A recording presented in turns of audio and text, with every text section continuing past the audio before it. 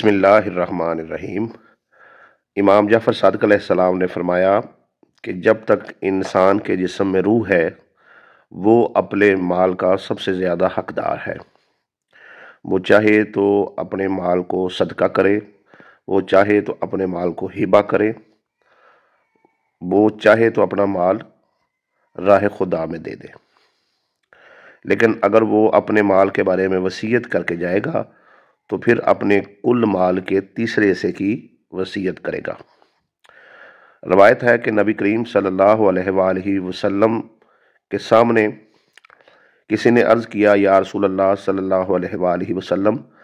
فلاں شخص جو ہے اس کا کل سرمایہ صرف غلام تھے اور اس نے وہ سارے کے سارے غلام جو ہے وہ راہ خدا میں دے دیے، یعنی اس کا سارا مال جو ہے وہ غلام تھے اور کچھ بھی اپنے پاس نہیں رکھا۔ تو نبی کریم صلی اللہ علیہ وآلہ وسلم نے فرمایا کہ اگر کوئی شخص اپنا سارا مال خرچ کر دے یا راہ خدا میں دے دے اور اپنی بیوی اور اپنے چھوٹے چھوٹے بچوں کو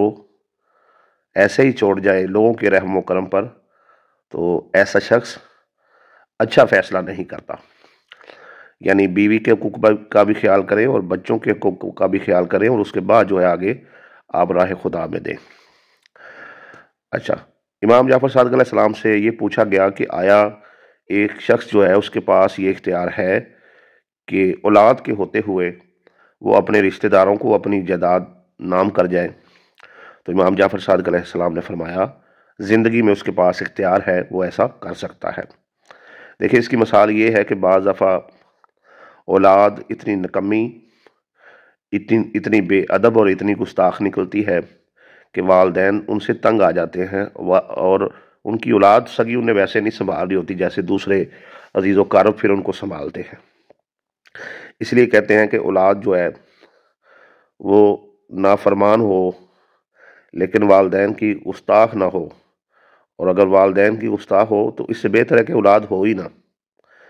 یعنی اولاد ایک نعمت ہے اللہ کی، اور یہ نعمت اسی صورت میں ہے کہ اگر وہ والدین کی خدمت کریں، اگر والدین کو دھکے دیں،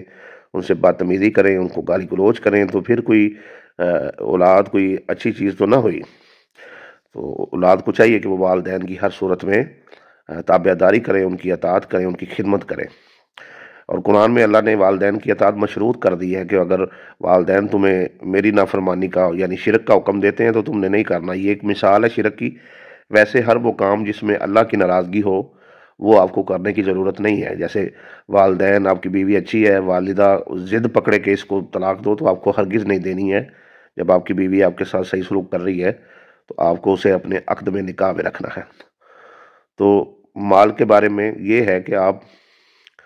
اسے اپنی زندگی میں جیسے چاہے تصرف میں لائیں، لیکن وصیت آپ کل جائیداد کے تیسرے حصے کی جو ہے وہ کر سکتے ہیں۔